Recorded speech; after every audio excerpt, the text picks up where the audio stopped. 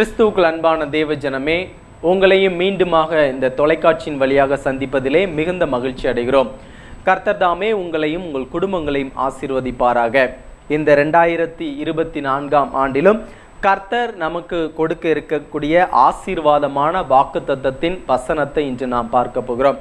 கடந்த வருடம் முழுவதும் கர்த்தர் நம்முடைய சகல காரியங்களிலும், நன்மையிலும் தீமையிலும் எந்தவித தீங்கும் நம்மளை அணுகாதபடிக்கு இந்நாள் வரைக்கும் பாதுகாத்து வந்த தேவனுக்கு ஸ்தோத்திரம் செலுத்தி, கர்த்தர் இந்த ஆண்டிலும் நமக்கு கொடுக்க இருக்கக்கூடிய ஆசீர்வாதமான வசனத்தை நாம் இன்று பார்க்க போகிறோம். என்றும் கர்த்தர் நமக்கு இந்த வருடத்திலும் கொடுக்க இருக்கக்கூடிய ஆசீர்வாதமானது சகரியா தீர்க்கதரிசியின் புஸ்தகம் 9ஆம் அதிகாரம் 12ஆம் வசனம். சகரியா தீர்க்கதரிசியின் புஸ்தகம் 9ஆம் அதிகாரம் 12ஆம் வசனம். இந்த வசனத்திலே, நம்பிக்கையுடைய சிறைகளே அரணுக்கு திரும்புங்கள், இரட்டிப்பான நன்மையை தருவேன், இன்றைக்கே தருவேன். ஹல்லேலூயா. நம் பிதாவானவர் நமக்கு கொடுக்கக்கூடிய ஆசீர்வாதங்களில் ஒன்று இரட்டிப்பான நன்மையை தரக்கூடிய ஆசீர்வாதம். இந்த ஆண்டிலும் என்னென்ன காரியங்களை பழைய ஆண்டிலே நீங்கள் இழந்தீர்களோ அனைத்து காரியங்களையும் இரட்டிப்பாக தேவன் உங்களுக்கு தரப்போகிறார். அப்படிப்பட்ட வாக்குத்தத்த செய்தியை கர்த்தர் உங்களுக்கு கொடுக்க எனக்கும் கிருபை பாராட்டினேன். தேவாதி தேவனை ஸ்தோத்திரிக்கிறேன்.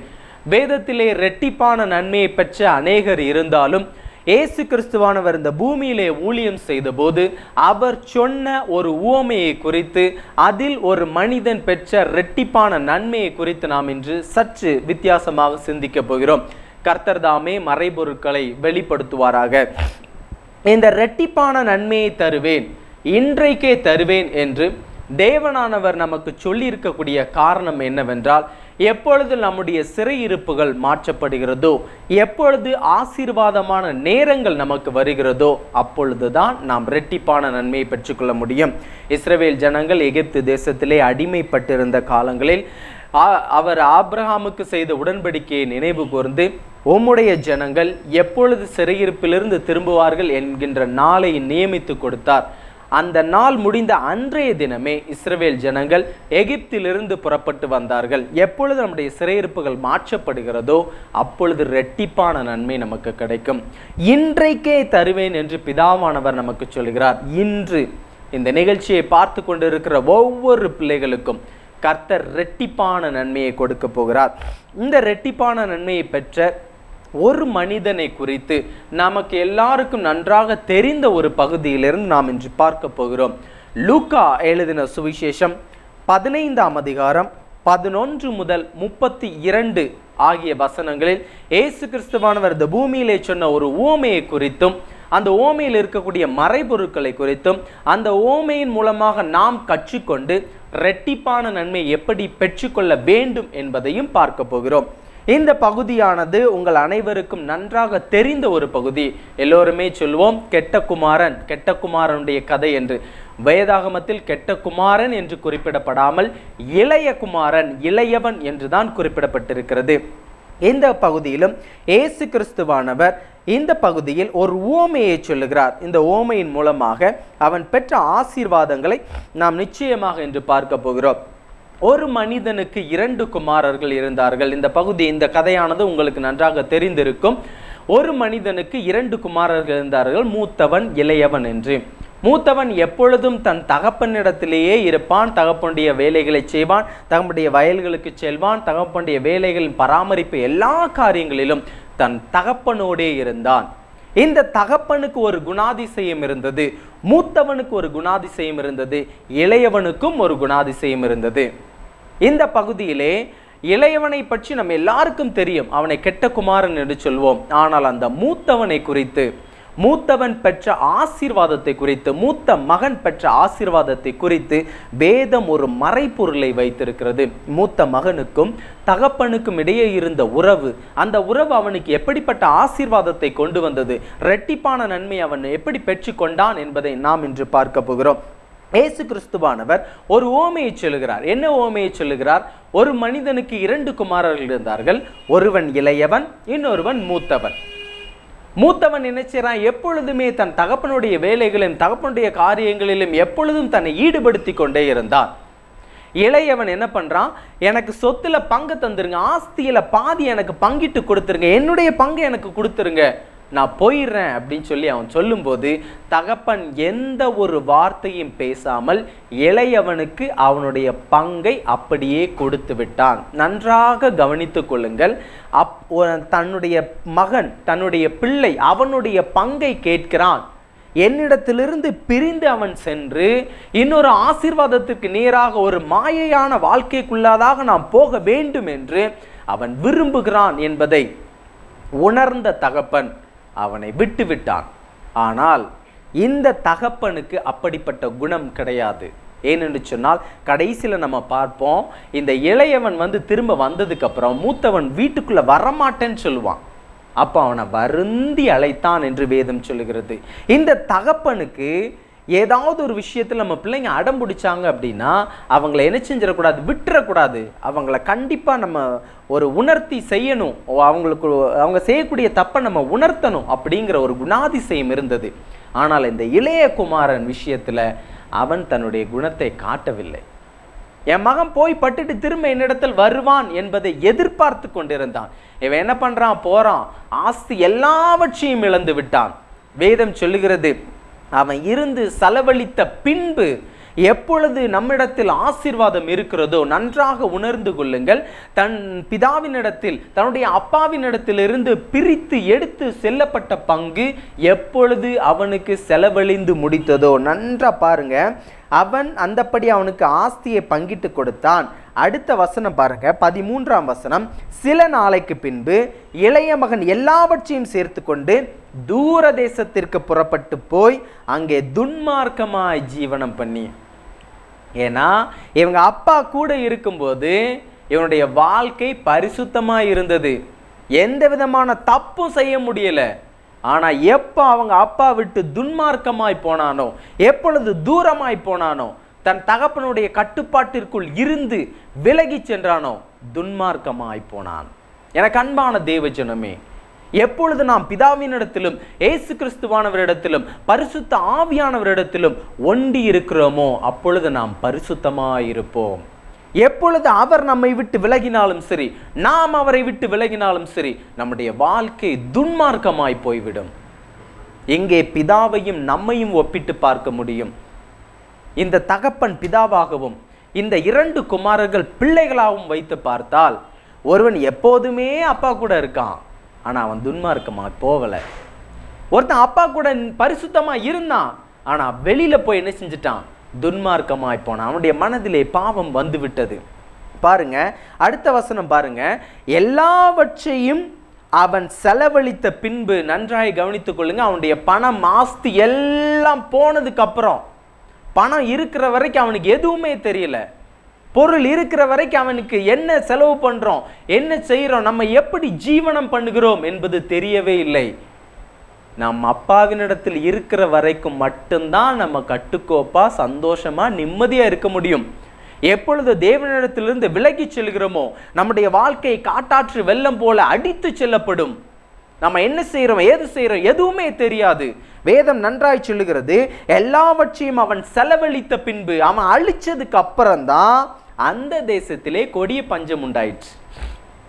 எப்பா ஆட்டப்பாட்டம் எல்லாம் முடிஞ்சுதா அப்படின்னு ஆனதுக்கு அப்புறம் அந்த தேசத்திலே கொடிய பஞ்சம் வந்துட்டு, பணம் இருக்கிற வரைக்கும் எவ்வளவு செலவு பண்றோம், என்ன செய்யறோம் எதுவுமே தெரியல.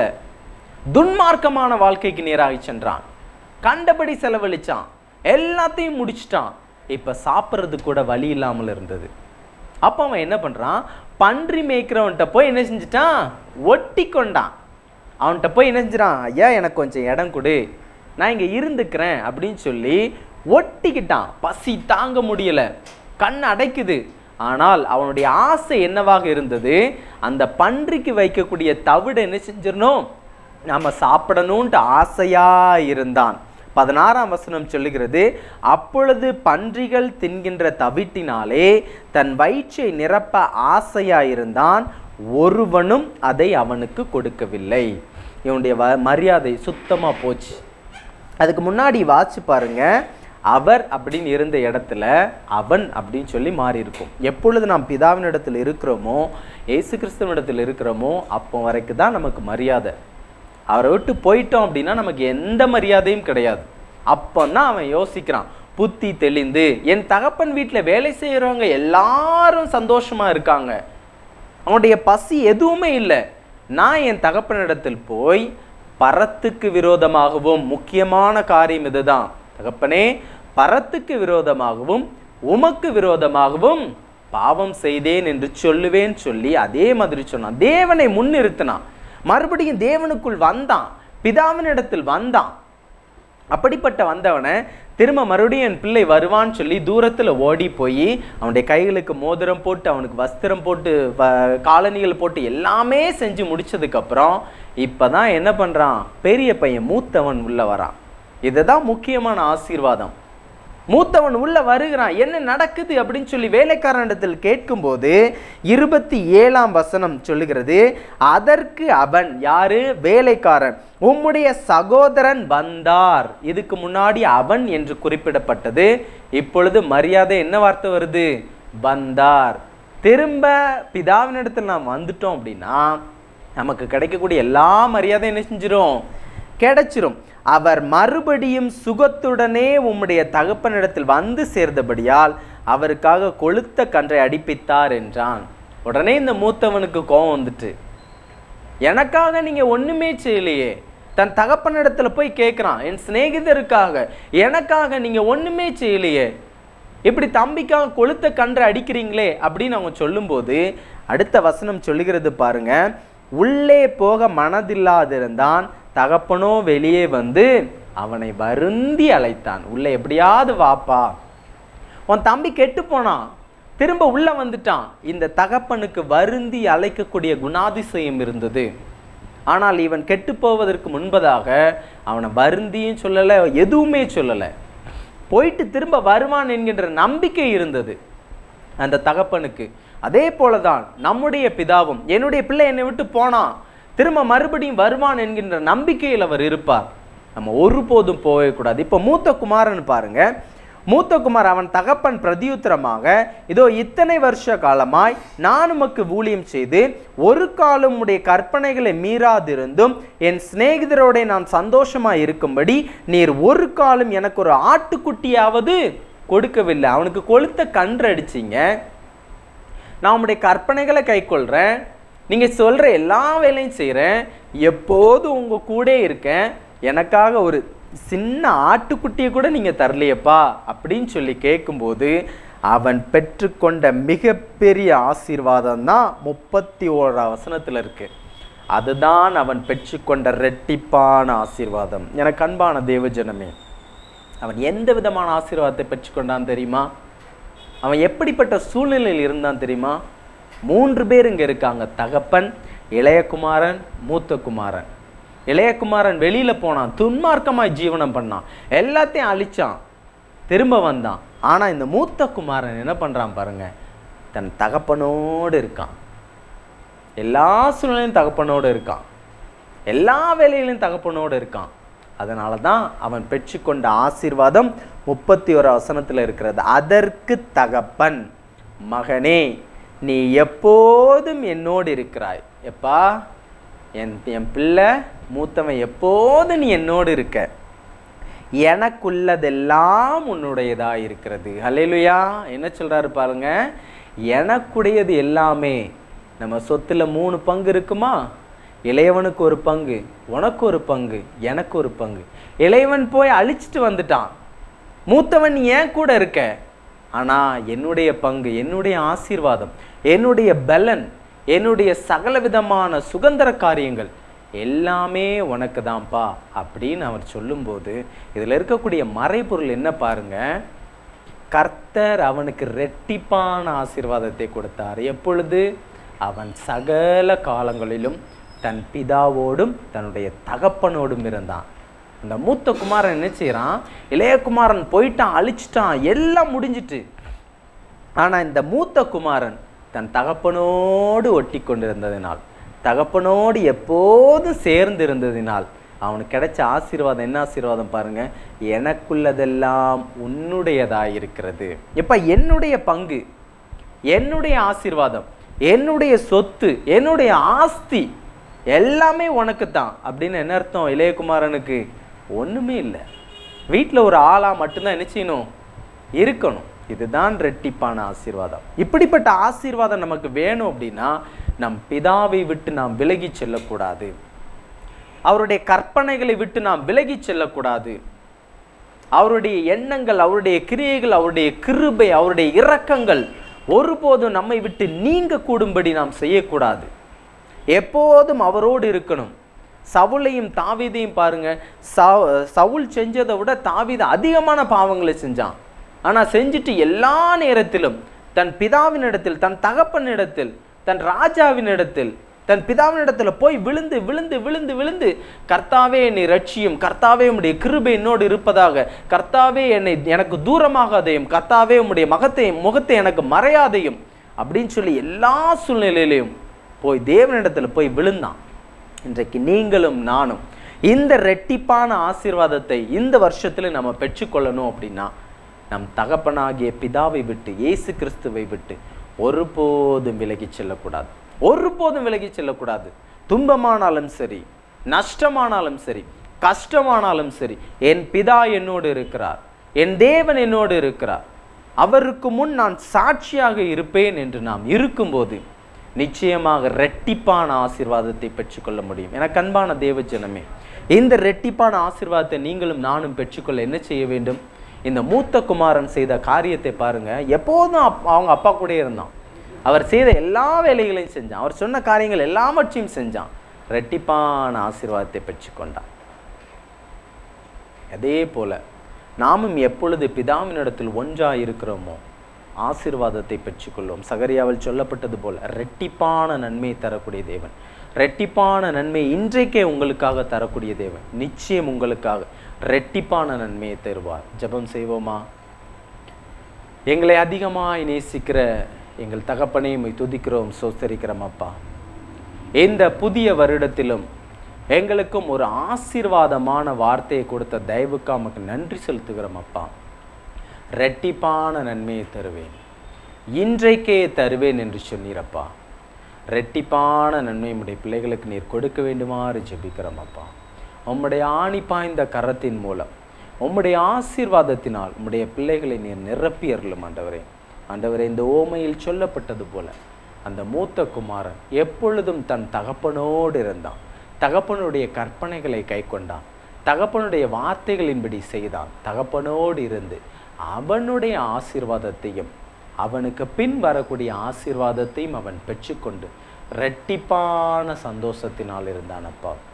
அதே போல் இந்த நிகழ்ச்சியை பார்த்து கொண்டிருக்கிற ஒவ்வொரு பிள்ளைகளும் அவர்கள் என்ன காரியங்களுக்காக ஜெபம் செய்கிறார்களோ அந்த காரியங்களை நீர் நிச்சயமாக நிறைவேற்ற வேண்டும் என்று இயேசுவின் மூலம் ஜெபிக்கிறோம் அப்பா. உம்முடைய நாமத்தினால் எதை கேட்டாலும் அதை நான் உங்களுக்கு தருவேன் என்று சொன்ன தேவன், இயேசுவின் நாமத்தினால் அவர்கள் கேட்கக்கூடிய சகல காரியங்களிலும் நீர் ரெட்டிப்பான நன்மை நீர் கொடுக்க வேண்டுமாறு ஜெபிக்கிற ஆண்டவரே. இந்த 2024 வருடத்திலும் உம்முடைய பிள்ளைகளுக்கு இந்த ரெட்டிப்பான ஆசீர்வாதத்தை நான் இன்று வைத்து போகிறேன் அப்பா. இந்த தொலைக்காட்சியின் மூலமாக பார்த்து கொண்டிருக்கிற ஒவ்வொரு பிள்ளைகளும் அவருடைய குடும்பங்கள் மீதும், அவருடைய பிள்ளைகள் மீதும், அவருடைய பிள்ளைகளின் பிள்ளைகள் மீதும், அவர்களுடைய தொழிலின் மீதும், அவர்கள் செய்யக்கூடிய எல்லா வேலைகள் நிமித்தம், அவர்கள் செய்யக்கூடிய எல்லா காரியங்கள் நிமித்தமும் ரெட்டிப்பான நன்மையை நீர் கொடுக்க போகிற தயவுக்கு நன்றி செலுத்துகிறோம் அப்பா. உடைய கரத்தில் எங்களை ஒப்பு கொடுக்கிறோம். வழி நடத்தும் ஆசீர்வதியும் இயேசுவின் மூலம் ஜெபிக்கிறோம் எங்கள் ஜீவனுள்ள நல்ல பிதாவே. ஆமென்.